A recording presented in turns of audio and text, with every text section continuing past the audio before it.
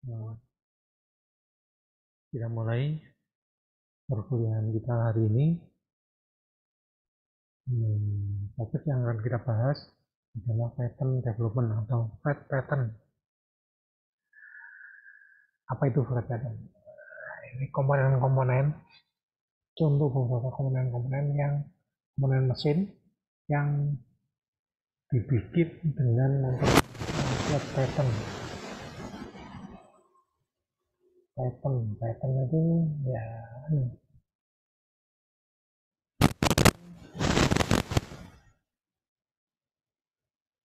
pola, namanya kayak pola. Orang bikin baju, kayak orang bikin baju. Itu pertama kan eh, dia bikin pola dulu kan di kertas ya. Nanti bentuknya bagaimana itu di kertas kan. Itu pattern. Jadi flat pattern itu flat itu datar. Flat pattern berarti sebuah bidang datar yang jadi tempat untuk bikin pola. Kayak orang bikin baju. Penjahit-penjahit itu biasanya bikin pattern dulu, flat pattern misalnya. Kalau di komponen-komponen mesin yang dibuat dengan mempergunakan flat pattern itu contohnya pipa. Ini pipa ducting ya, ducting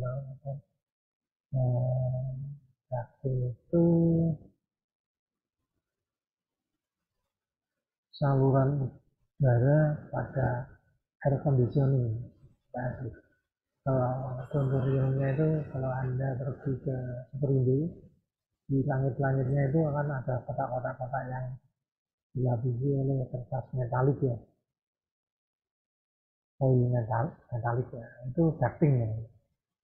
Itu bikinnya itu dengan pola, dengan membuat pola pada lembaran plat. Setelah polanya dibikin, kemudian dibending menjadi bentuk segi 4 atau bulat atau silinder. Ducting ini seperti itu, dibikin dengan pola. Ini belokannya ini juga dengan pattern. Ini segi 4 dan segi 5 ini dengan pattern. Silinder ini pattern. Transition is pattern dari lingkaran menjadi segi 4 ini juga dengan pattern ya. Jadi pattern itu dapat kita definisikan sebagai full size layout dari sebuah benda yang dibuat pada bidang dasar. Jadi kayak orang bikin baju itu pola yang di pola dari baju yang akan dibuat itu digambar dulu di kertas dan itu dasar. Ukurannya salah satu full size. Dari pola itu kemudian orang bikin menjahit itu bikin baju, potong kainnya berdasarkan polanya, kemudian dijahit. Kemudian juga dengan komponen-komponen mesin yang seperti saya sebutkan di slide sebelumnya, itu juga gitu dibikin pola dulu, digambar di platnya, ya, ukurannya skala satu untuk polanya. Kemudian pola itu dibanding menjadi bentuk komponen yang tidak diinginkan. Pattern ini dikenal juga dengan pattern development atau development. Ini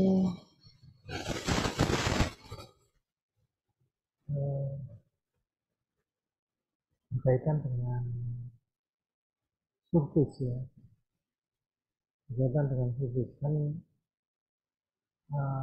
pembentukan permukaan surface yang terletak pada sebuah bidang. Contoh-contoh aplikasinya itu packaging itu ya, komponen-komponen packaging itu bikin dengan pattern.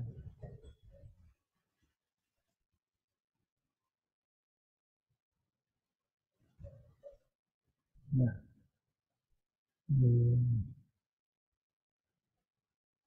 jadi contoh realnya itu ini, kalau Anda mau bikin kotak kue ini ya, untuk bikinnya kan Anda Anda membuat dulu gambarnya pada kertasnya yang datar. Ya, seperti ini gambarnya kan. Ya, ini muka A ini, kemudian F, F-nya ini F, B, bidang B, bidang C, bidang D, yang E, yang H, yang G. Ya, setelah kita gambar gini, kemudian kita potong yang kertas, biasanya pakai kertas karton ya, kita potong sesuai gambar pola kita atau pattern kita. Kemudian kita lipat. Nah, maka boxnya ini, kotak box ini terbentuk. Ya, nah, seperti itu namanya gambar pada kertas ini atau pada metal, sheet metal, lembaran metal. Ini yang kita namakan pattern atau development atau pattern development atau flat pattern. Ya, kemudian kalau bentuknya segi empat mungkin patternnya seperti ini. Kalau bentuknya silinder patternnya seperti ini. Ya. Kalau prisma piramid patternnya mungkin bentuknya seperti ini. Atau kalau seandainya cone, kita ingin bikin komponen dengan bentuk cone, patternnya seperti ini. Bentangan, kita bentangkan gampangannya seperti itu. Jadi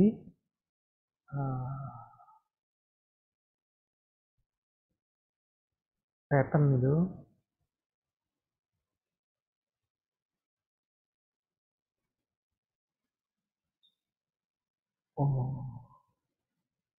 atau development itu adalah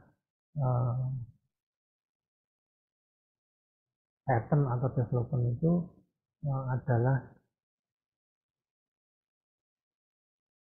pola pada bidang datar ya. Pola yang kita buat atau gambar pola dari sebuah komponen yang akan kita buat pada sebuah bidang datar. Pattern ya, atau development. Kemudian development itu dari sini, dari definisi tersebut kita memiliki apa yang namanya terminologinya ya. Jadi untuk menjelaskan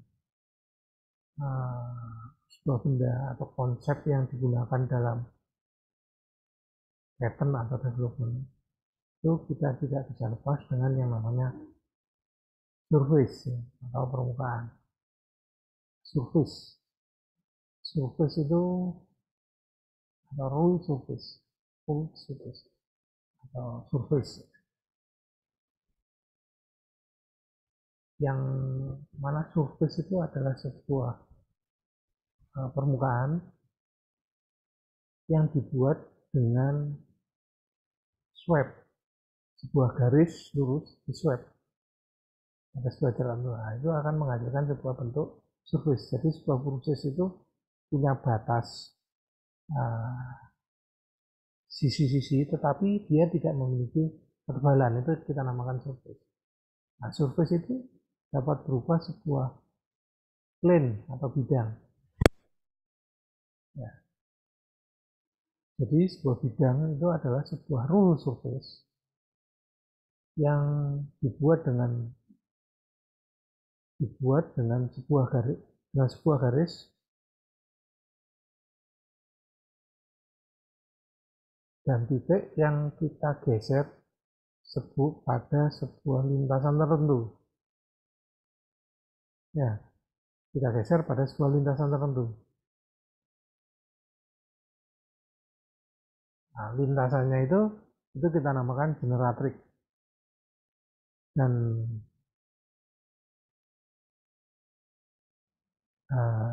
lintasannya itu tadi harus paralel, selalu paralel pada generatrixnya, pada padnya itu, pad atau generatrixnya itu itu yang kita namakan surface. Tetap kita namakan plane.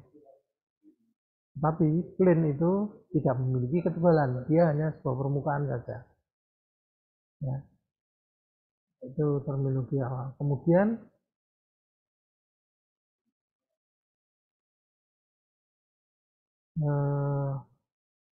yang kedua adalah single curve surface. Jadi single curve surface itu adalah rule surface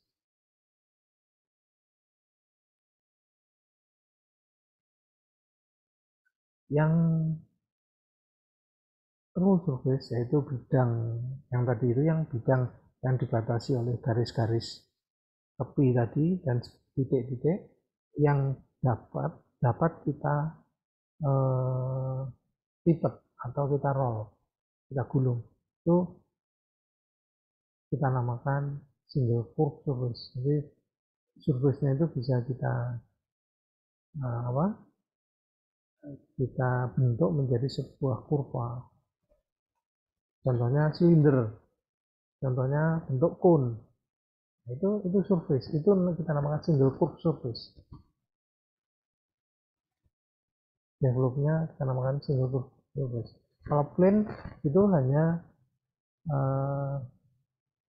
juga rule surface, tetapi hanya dibuat dengan garis yang kita tarik, dibatasi oleh garis-garis tepi dan titik-titiknya pada pojokan-pojokannya itu. Dan garis yang kita tarik itu saat menariknya dibikin paralel. Itu plane. Kemudian yang ketiga ada warp surface. Warp surface itu rule surface juga, tetapi tidak bisa kita bentuk. Itu warp surface. Contoh dari warp surface itu ini. Ini warp surface. Ini tidak bisa kita bentuk. Itu adalah konsep tentang rule surface atau surface ya, rule surface. Dan pada benda solid itu juga dibatasi, tepi-tepinya juga dibatasi oleh sebuah bidang-bidang yang merupakan surface ya. Permukaan-permukaannya ini adalah surface. Itu konsep tentang surface ya. Kemudian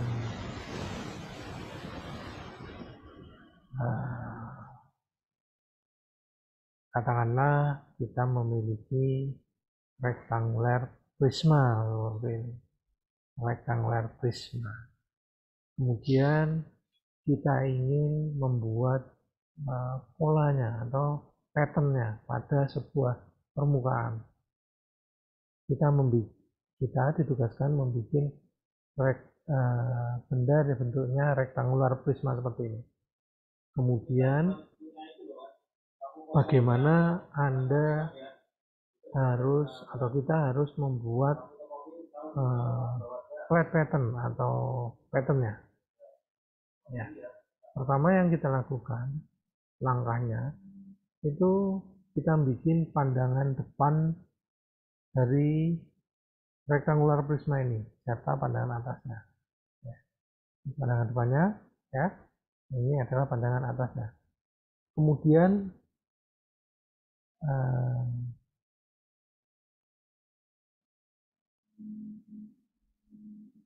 kita lanjutkan dengan membuat straight outline. Ini namanya S hingga L. Ini kita namakan straight outline.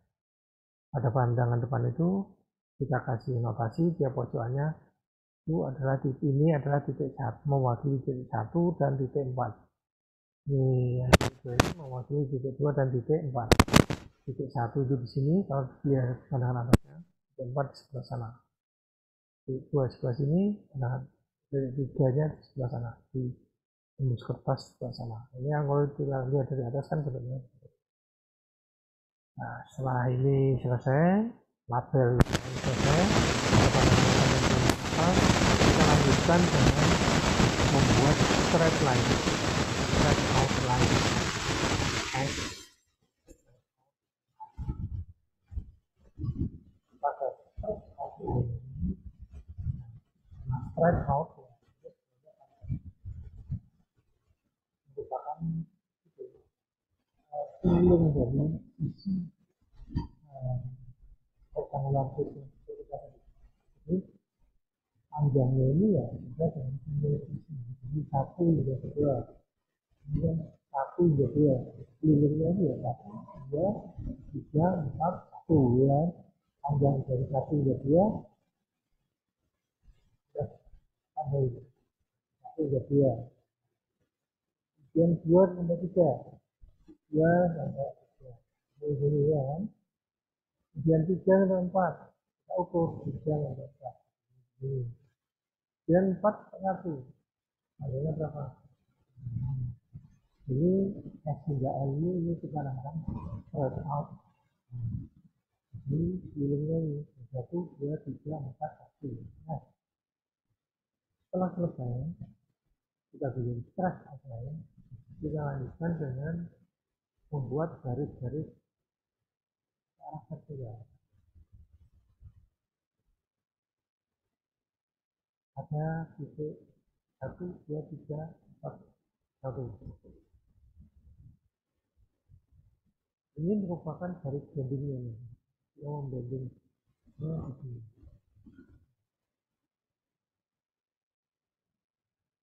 Tingginya sama dengan tinggi rectangular prisma kita. Nah, setelah itu kita lanjutkan dengan menghitamkan. Kemudian setelah ini jadi, kita lanjutkan dengan bikin teks ya. Nah, ini teks.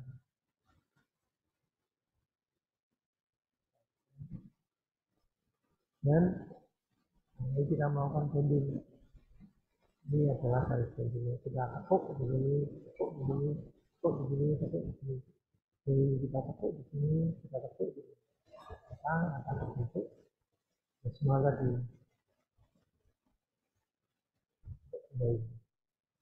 Bentuk pertama. Kemudian bentuk kedua, bila kita ingin membuat silinder, kita ingin membuat silinder ada tutupnya, dan kita potong miring. Jadi untuk silindernya, pandangan depan silindernya kita potong miring di sini.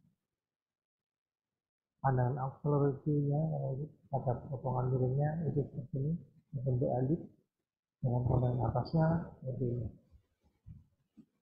Nah, kemudian kita diminta untuk membuat patternnya, patternnya.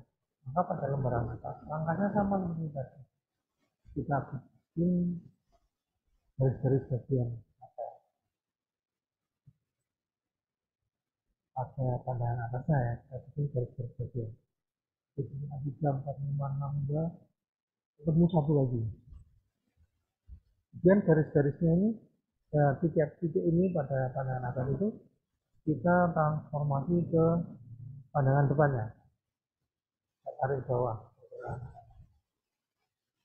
Perpotongan ini garis transformasi tadi dari pandangan atas ke pandangan depan pada potongannya ini, potongan silinder ini, potongan miringnya ini, kita notasikan dari dan kita proyeksikan pada pandangan akselerasi kita. Dia menghasilkan titik 1, 2, 3, 4, 5. Ya. Kemudian setelah itu seperti langkah tadi kita bikin straight outline 1 hingga L. Ya, satu lagi satu dua jaraknya dari titik satu ke dua, ini kita ukur nih satu dua dua tiga sampai ini satu lagi. Kemudian kita proyeksikan tingginya ke satu dua tiga empat lima kan seterusnya inilah ini dengan tutupnya tutup bidang miringnya ini seluruhnya. Ini kalau kita gulung akan membentuk silinder dengan tutup di bawah dan tutup pada sisi potongannya. Untuk lebih jelasnya Anda bisa lihat pada animasi berikut ini, cara membuat.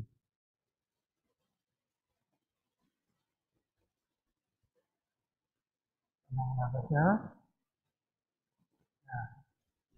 kemudian potongan miringnya, di silindernya, potongan miringnya, 1, 2, 3, 4, 5, 6 ini kita akan kombinasikan pada pandangan depannya ini. Ya. Kemudian kita bikin straight outline.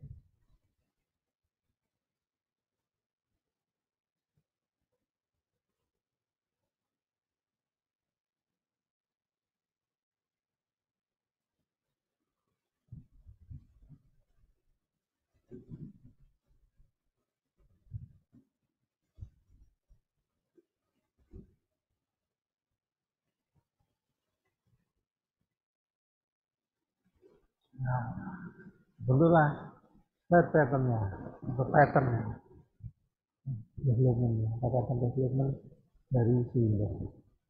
Itu contoh cara membuat gambar pattern. Kemudian bentuk-bentuk lainnya seperti ini. Ini silinder, tetapi profilnya berbentuk segi 6. Penampilannya pada ini akselerasinya. Maka bentuk patternnya nanti harus bentuknya dengan cara urutan cara seperti ini. Atau silinder ya, potong di sini dan di atasnya ini akselerasinya seperti ini dengan cara yang sama seperti tadi, maka flat pattern atau pattern developmentnya seperti ini. Ini adalah tutupnya, tutup atas, tutup bawah. Itu lainnya lagi, ini adalah prisma atau piramid yang kita potong. Prisma kita potong. Dan sama bentuknya nanti harus seperti ini.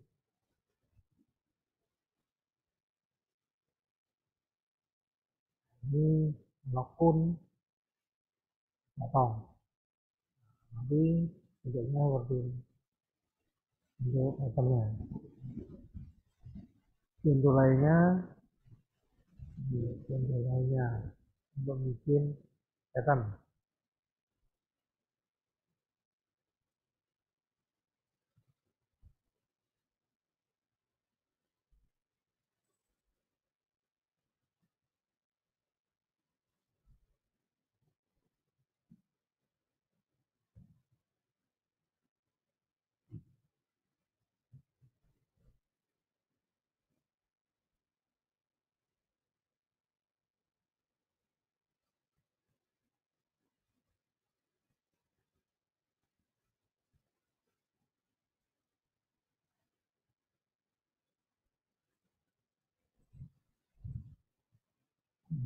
Ya.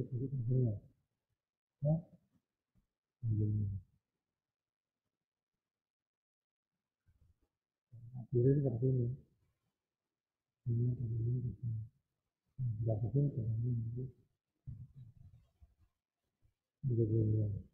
Kemudian kalau seandainya saya sendiri kita bikin pada lembaran plat atau pekerjaan sheet metal itu tentunya itu ya ada ini bentuk-bentuk pattern komponen-komponen yang dibikin dengan sheet metal. Awalnya dari lembaran plat, kemudian kita bikin patternnya, polanya, kemudian kita lakukan pekerjaan bending, akan menjadi bentuk-bentuk seperti ini. Ini adalah body desain, body outer covering, ini PC, bracket, ini dibikin dengan pattern. Pekerjaannya dinamakan pekerjaan sheet metal. Kalau membuat patternnya dinamakan pekerjaan sheet metal design. Sheet metal ini dari ini dapat kita simpulkan bahwa sheet metal itu didefinisikan sebagai sebuah proses pembentukan plat dari lembaran plat dengan pancing, cutting, stamping, dan bending.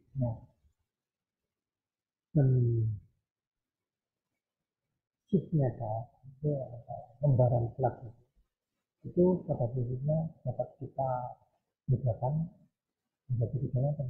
Ada yang kita namakan oil, itu bila ketebalannya kurang dari 0,15 mili, itu kita namakan oil.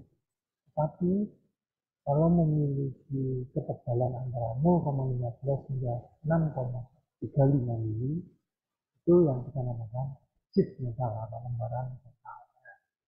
Tetapi kalau lembarannya itu memiliki ketebalan lebih dari 6,35 mili, maka itu kita namakan plat. Ya, jadi beda antara foil, ada yang namanya foil, ada yang namanya sheet metal, ada yang namanya plat. Ya, itu beda. Itu yang membedakan adalah ada ketebalannya. Jadi kalau sheet metal itu ketebalannya 0,15 hingga 6,35 mili. Sedangkan kalau plat itu ketebalannya lebih dari 6,35 mili. Itu ya. Jadi kalau sudah lebih dari 6,35 itu bukan sheet metal, tapi plat. Dan kalau ketebalannya kurang dari 0,5 itu kita namakan foil. Metal foil. Nah, aluminium foil pernah dengar kan? Gitu-gitu untuk bikin kue ini biasanya pakai aluminium foil. Itu karena ketebalannya kurang dari 0,15. Makanya kita namakan foil. Sheet metal itu plat, lembaran plat, tapi ketebalannya hanya antara 0,15 hingga 6,35 mili. Itu ya. Sedangkan kalau plat itu ketebalannya 6,35 lebih dari 6,35. Itu kita namakan plat. Jadi Anda harus paham apa itu foil, apa itu sheet metal, dan apa itu plat. Untuk pattern ini kita mempergunakan sheet metal. Jadi ketebalannya harus di antara 0,15 hingga 6,35 mili. Nah, itu pekerjaan sosial yang bisa kita lakukan dengan sheet metal design. Dan beberapa parameter yang perlu Anda perhatikan dalam melakukan perancangan sheet metal atau menjadi bikin produk dengan sheet metal itu yang pertama adalah thickness atau ketebalannya. Ini yang namanya T kecil ini ketebalan. Nah, kemudian Anda harus paham yang namanya bending radius. Bending radius. Radius itu ada dua macam. Radius inner radius dan outer radius. Yang dalam ini kita namakan inner radius. Ini inner radius. Sedangkan yang luar ini yang kita namakan outer radius. Kemudian Anda harus juga paham yang namanya bending angle. Bending angle. Ini bending angle. Sudut ini, sudut bendingnya. Kemudian yang terakhir adalah bending loan. Jadi membuat bending itu harus kita beri loan atau toleransi. Saya nggak terlalu mepet. Hasilnya nanti karena ada faktor spring back, jadi kita juga harus memperhitungkan lawannya.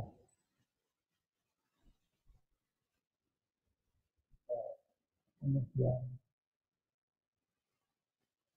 P itu adalah separuh dari posisi netral.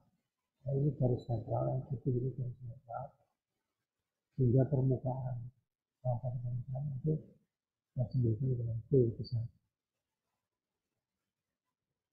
Nah, kita melakukan perubahan bending. Nah, yang sebelah sini, perubahan bawah ini akan mengalami dan kompresi dengan yang permukaan atas di atas dari garis netralnya ini akan mengalami beban tension, beban tarik.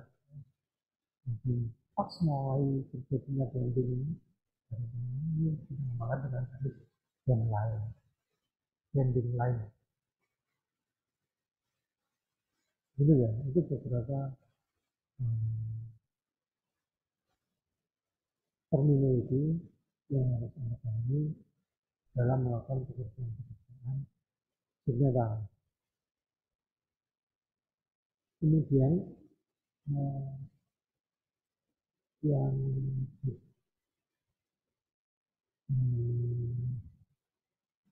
yang perlu sekali diperhatikan dalam perancangan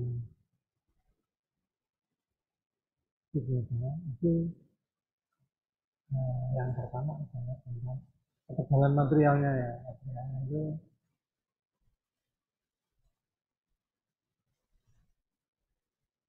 harus memiliki ketebalan yang sama sepanjang permukaan yang permukaan juga akan sama. Kemudian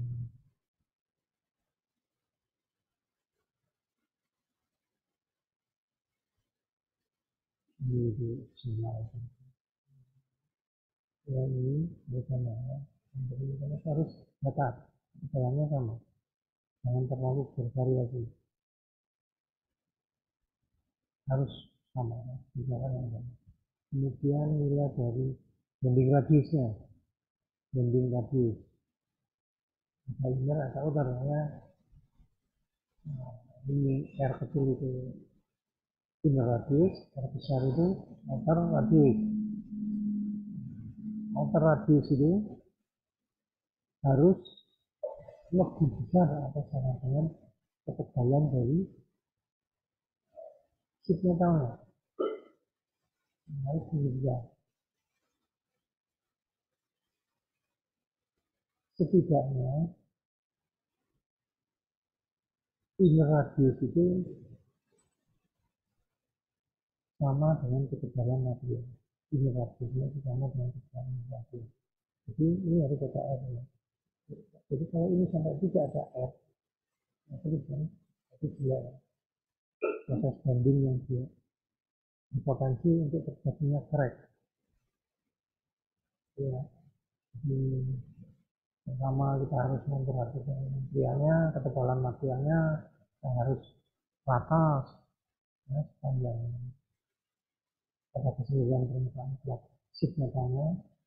Kemudian bending radiusnya dengan aturan itu tadi radiusnya harus lebih besar dari ketebalannya dengan ini radius ini setidaknya sama. Kemudian kita sudah harus menjadi itu bendingnya. Karena saat kita melakukan pengerjaan bending,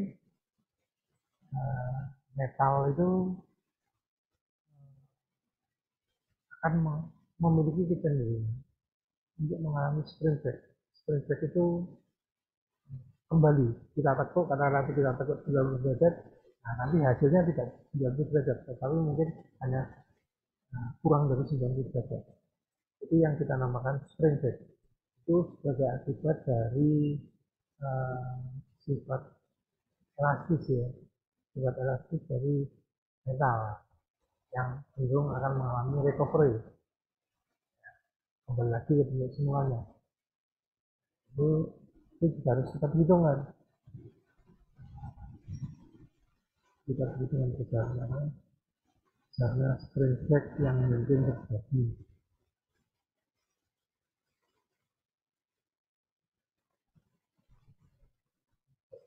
Kemudian tinggi bending. Nah, ini namanya tinggi bendingnya di tinggi yang mau kita bending, kita tekuk itu harus setidaknya 2 kali ketebalan dari sheet metalnya ditambah dengan radius internal. Setidaknya harus lebih besar, setidaknya ini harus lebih. Jadi ketinggiannya minimum adalah 2 kali ketebalan sheet metal ditambah dengan radius minimum besar gitu. Ini harus begitu. Kemudian yang kelima adalah bending relief. Bending relief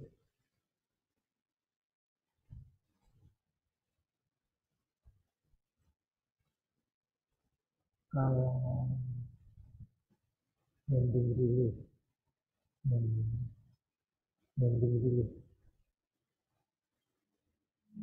ini ya, namanya bending relief.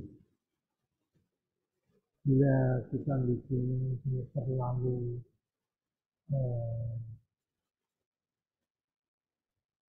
dekat dengan sisi itu cenderung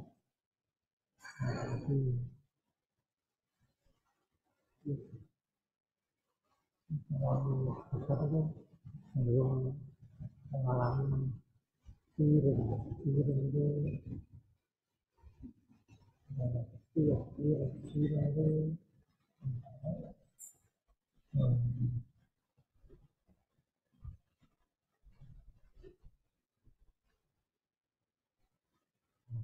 piring itu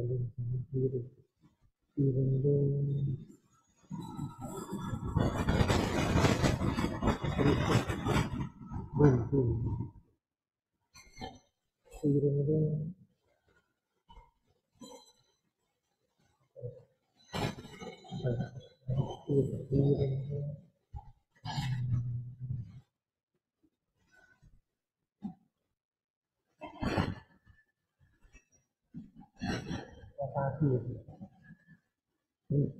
hampir seperti itu.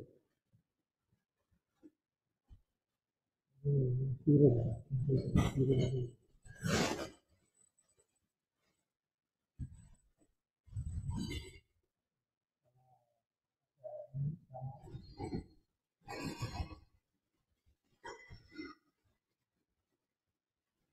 ini adalah relief.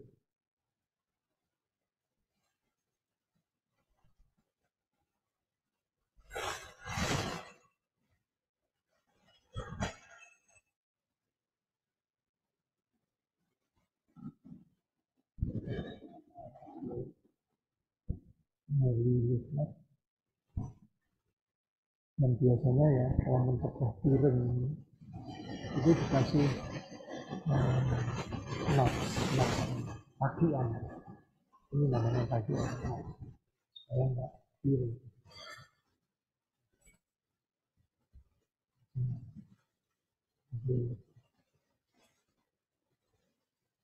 Ini kalau ini kita dari sana, ini kita dari sana, kayaknya masih nggak piring ini modalkan.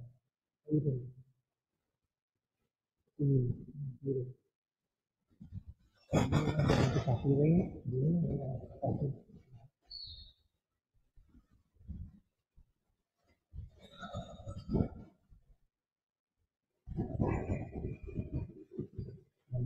juga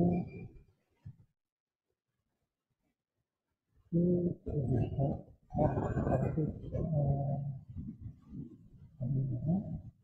diameter itu paruh dari ketebalan kelapa kalau digunakan itu pasti lebih besar, harus lebih besar daripada kedalaman reliefnya dan lebih besar lagi dari radius radius yang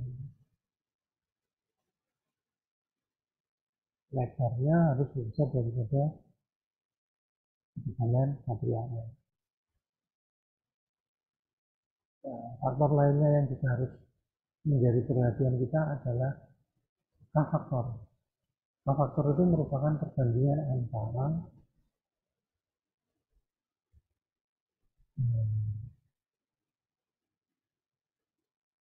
ketebalan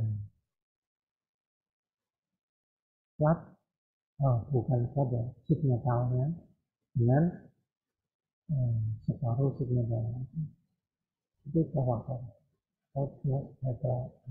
Di antara netral, tinggi netral dengan ketebalan dari materialnya.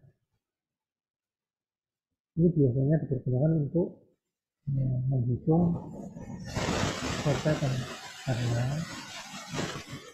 berkaitan dengan stretching. Stretching itu meregangnya sel selama sembuh. Dan ini nilainya ini harus kita masukkan dalam proses pembuatan bending dengan jadi pada metal itu dan nilainya antara 0 hingga 0,5. Tapi untuk tiap-tiap material berbeda ya. Ini adalah tabel faktornya.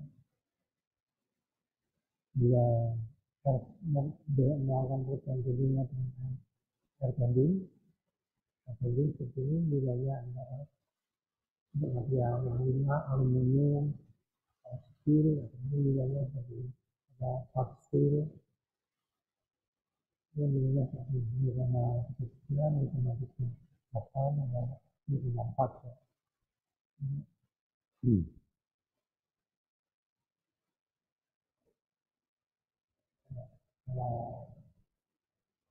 Ini radiusnya itu 0 hingga T. T itu ketebalan ini sheet metalnya. Radiusnya antara T dengan 3 kali T, nah nilai faktornya itu ini ya, 0,4 untuk material aluminium. Untuk steel medium 0,43, kalau stainless steel itu 0,4. Ya. Kalau proses bendingnya adalah bending seperti ini ya, nilainya seperti ini. Kemudian faktor lainnya, seandainya kita melakukan pekerjaan bending dan di dekatnya ada lubang, jadi kita harus memberi jarak lubang terhadap bending lainnya, karena nanti lubangnya tidak bisa bending. Jarak minimumnya itu kalau kita bikin lubang itu kurang lebih 25 mili untuk lubang dengan ukuran kurang dari 25 mili jarak minimumnya ya, itu adalah 2 kali ketebalan platnya ditambah dengan radius internalnya. Jaraknya dengan bending lainnya itu harus mengikuti persamaan ini.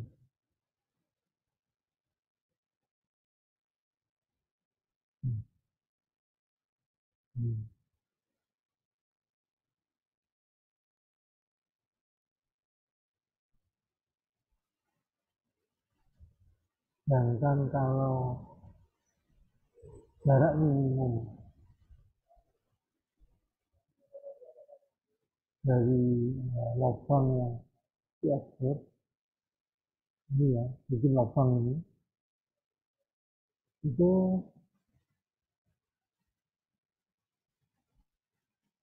supaya ini nggak retak piring, nggak ngambil piring, itu jaraknya minimum adalah 3 kali D, 3T. Nah, jaraknya dari sisi yang minimum 3T. T itu ketebalan dari signal kamu. Bisa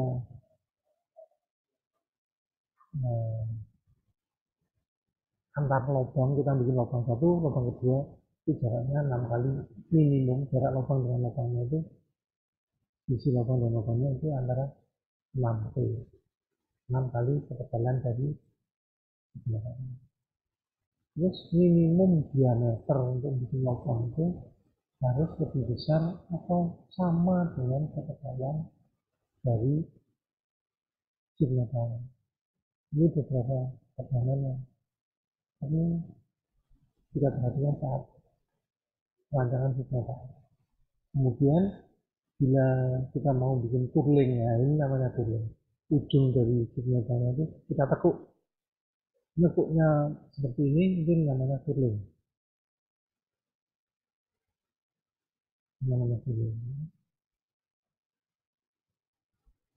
Tujuannya ya menambah kekuatan pada sisi ujung plat atau memberikan rekaman ya, nggak belerin. Kalau cowoknya belerin, kalau kita pegang ujungnya itu nggak tajam gitu, kita purling.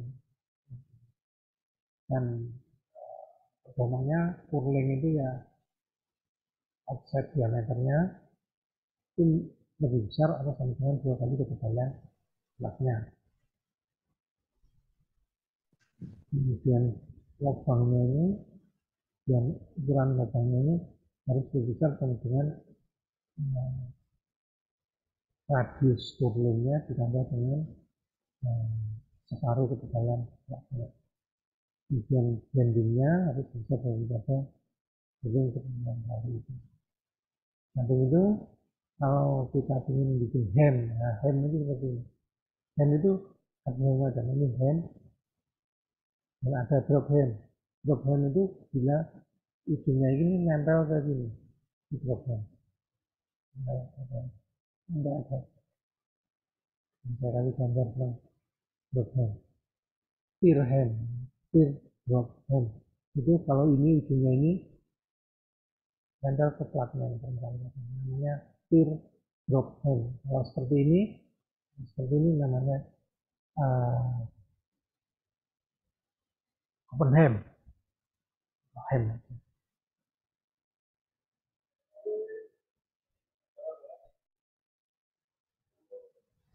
Kalau open hem ini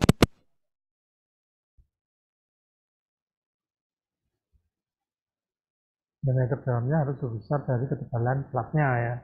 Jadi diameter ini harus lebih besar daripada ketebalan platnya. Tetapi kalau teardrop hem, ujungnya ini menempel ke permukaan plat ini, diameternya harus sama dengan diameter ini. Itu harus sama dengan diameter. Tapi kalau open bisa besar dari diameter. Awas ketebalan dari yang hem.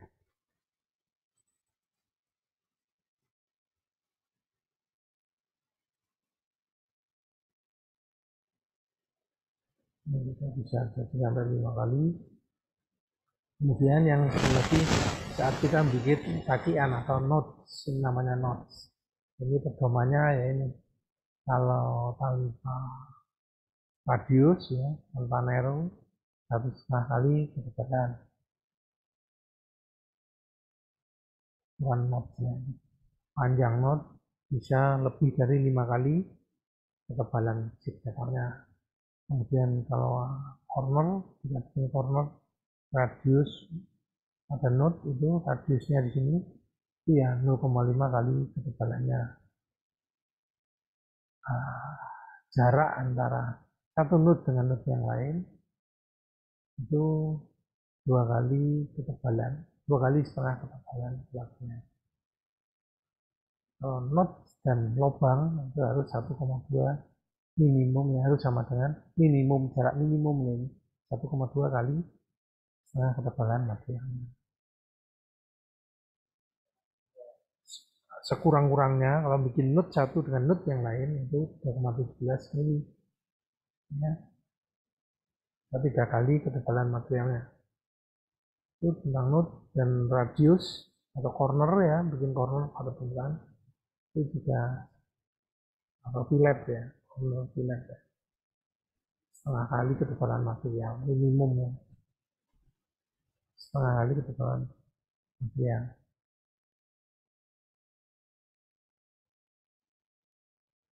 Menghindari supaya nggak tajam gitu ya kan komponennya itu kurang lebih. Kemudian kalau kita bikin emboss ya, yang permukaan yang muncul yang apa emboss, tahu emboss ya, apa ya,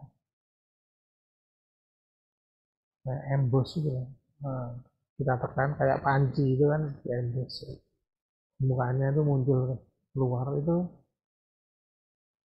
untuk emboss ya, ya gini ya, ini plat gitu.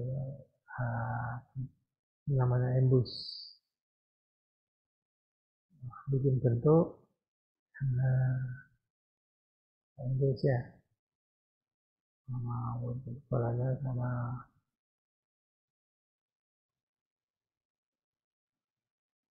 emboss itu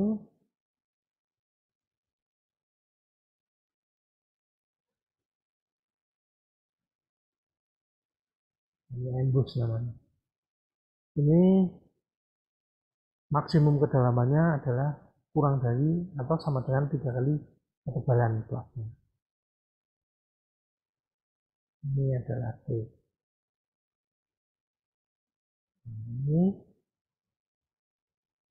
Ini adalah kedalaman dari embossnya.